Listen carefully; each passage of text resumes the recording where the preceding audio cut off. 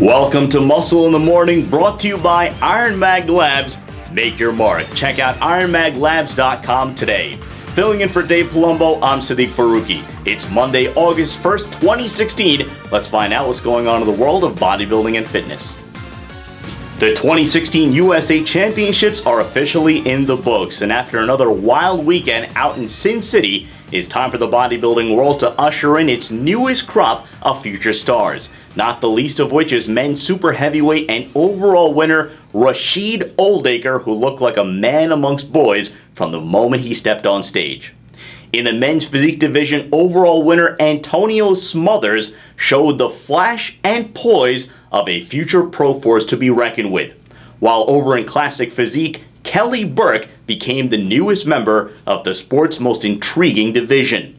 In the women's bodybuilding overall, winner Brittany O'Veal emerged from the fray to claim the top spot, while over in the figure division, winner Tanya Wheatfall looks to have all the makings of a future Olympia contender. And in the bikini division, Eva Saez was able to climb to the top of a huge group of athletes and be crowned this year's overall champion. If you're looking for more coverage from all of this weekend's USA action, be sure to head over to npcnewsonline.com. Over on the pro side, we had a bit of action down in sunny South Florida as well, where former USA men's overall winner Breon Ansley made his classic physique debut in spectacular fashion by upsetting the red-hot Darren Charles in his own backyard to punch his ticket to the Olympia stage. In the men's physique division, Diego Montenegro's long trip from Brazil paid off in spades as he claimed his first win of the season in what turned out to be a very deep lineup. Over in bikini, we saw the one and only Noe Alexander return to the winner's circle in 2 seasons by delivering what may have been her best look ever. And in the Masters bikini, Florida native Beth Transu held her home state down on the way to bringing home her first career win. Do you remember that old Hunter S. Thompson book, Fear and Loathing in Las Vegas?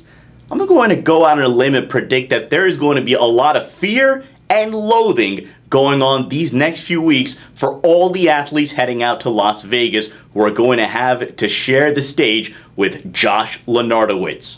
The Aussie big man was spotted guest posing this weekend, and I think it's safe to say that he's on track to bring all of that big, nasty muscle and throwback grainy conditioning right onto the Olympia stage, where I think he's going to cause some real problems up in that top 6.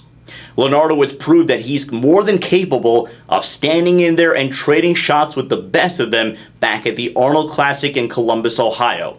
And with the absence of Juan Morel and Dennis Wolf from this year's competition, the door is wide open for someone like Lenartowicz to come in and cement his place firmly as one of the top new talents in the sport.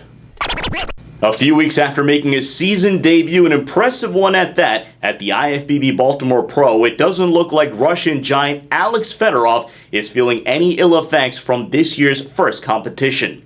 Earlier in the week, new pictures surfaced of a gigantic-looking Fedorov who appeared to have filled out every last bit of his 270-plus pound frame over the last 10 days. If you remember back to last season, Fedorov had a similar hot start when he showed up out of nowhere to take third at the Orlando Pro, but the big man did end up losing some steam before it was all said and done as the grind of a long season began to take its toll.